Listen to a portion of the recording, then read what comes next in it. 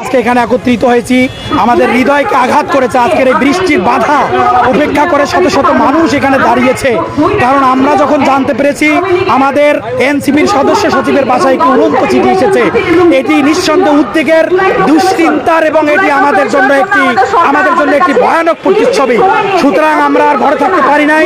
এই বৃষ্টির বাধা উপেক্ষা করে মানুষ এটার প্রতিবাদ জানিয়েছে যে আমাদের এই আখতার হোসেনের বাসায় আজকে একটি চিঠি, এটি নির্দেশ করে যে ফ্যাসিবাদের প্রেতাত্রা এখনো এখানে ঘাপটি মেরে আছে। গতকাল আমাদের জাতীয় নাগরিক পার্টির সদস্য সচিব আখতার হোসেনকে যে উড়ন্ত চিঠির মাধ্যমে হুমকি দেওয়া হয়েছে, আমরা আজকে পর্যন্ত সেই চিঠির পরিপ্রেক্ষিতে প্রশাসনের কোনো তৎপরতা দেখছি না। আমরা মনে করি এই দুর্বল প্রশাসন ব্যবস্থা অনতিবিলম্বে এই ইন্টারিম যে কোনোভাবে হোক এই দুর্বল প্রশাসনকে সংস্কার করবে এবং তারা আমাদের এই আখতার হোসেনেরকে যারা হুমকি দিয়েছে কিংবা আপনার চিঠি পাঠিয়েছে তাদের অনতিবিলম্বে গ্রেপ্তার করে আইনের আওতায় আনবে। 5 আগস্ট পরবর্তী যে প্রশাসন আশা করেছিলাম, কিন্তু আমরা বরাবরই নিরাশ হয়েছি। আমরা দেখতে পেয়েছি বর্তমান বাংলাদেশ প্রশাসন একদম ভঙ্গুর অবস্থায় আছে। তাদের যে গোয়েন্দা তথ্য হয়তো বা একেবারেই নাই বললেই চলে।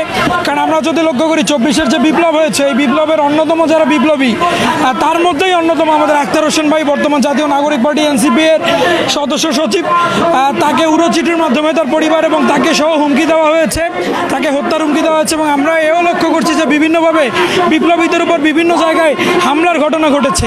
আমরা এগুলোতে অনেক শঙ্কিত এবং আমরা মনে করি যে যদি এমন চলতে থাকে তাহলে বিপ্লবীরা নিরাপত্তাহীনতায় ভুগতেছে এবং বিপ্লবীরা নিরাপত্তাহীনতায় ভোগা মানেই দেশের সাধারণ আপামর মানুষ নিরাপত্তাহীনতায় আছে।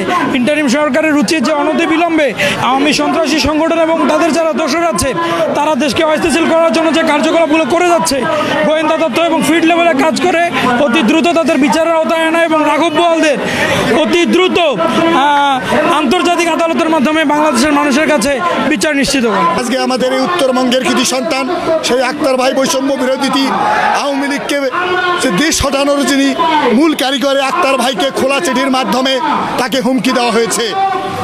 আমরা এই উত্তরবঙ্গের মানুষ, শান্তিপ্রিয় রংপুর, মিঠাপুকুর, কাউনিয়ার মানুষ, এতে আমরা মর্মাহত।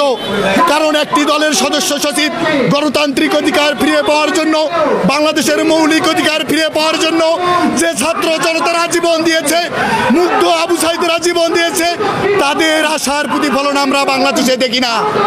আমরা এই প্রশাসনের কাছে জবাব চাই, এই উড়ো চিঠি কোথা থেকে আসলো? যারা এই বাংলাদেশকে আবার অস্থির করতে চায়, প্রশাসনের কাছে জবাব চাই। এদের বিচারের আওতায় এনে বাংলাদেশকে জনগণের বাংলাদেশে রূপান্তর করা হোক।